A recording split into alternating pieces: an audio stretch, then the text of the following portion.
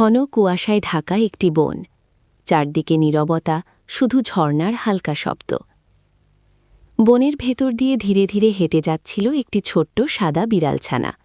তার পা ভিজে যাচ্ছিল কাদামাটির পানিতে, কিন্তু চোখে ছিল অদ্ভুত এক সাহস। হঠাৎ একটি বড় গাছ ভেঙে পড়ে পথ আটকে দিল। পেছনে তাকিয়ে বিড়ালছানাটি দেখল তার মা দূরে দাঁড়িয়ে আছে। মায়ের চোখে ভয়, কিন্তু মুখে বিশ্বাস।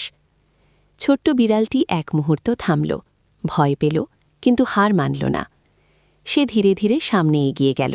কাদামাটির পানিতে পা ফেলতেই ছপ ছপ শব্দ হল। প্রতিটি পদক্ষেপে সে আরও সাহসী হয়ে উঠল। শেষ পর্যন্ত সে বিপদ পেরিয়ে গেল। মা ছুটে এসে বুকে জড়িয়ে ধরল তাকে। বনের নীরবতা ভেঙে উঠল ভালোবাসার উষ্ণতায়। সেই দিন ছোট্ট বিড়ালছানাটি বুঝে গেল, সাহস মানে ভয় না থাকা নয়, ভয় থাকা সত্ত্বেও সামনে এগিয়ে যাওয়াই সাহস। তোমারও কি সাহসী হতে ইচ্ছে করে? তাহলে লাইক দাও আর নতুন গল্পের জন্য সাবস্ক্রাইব করো।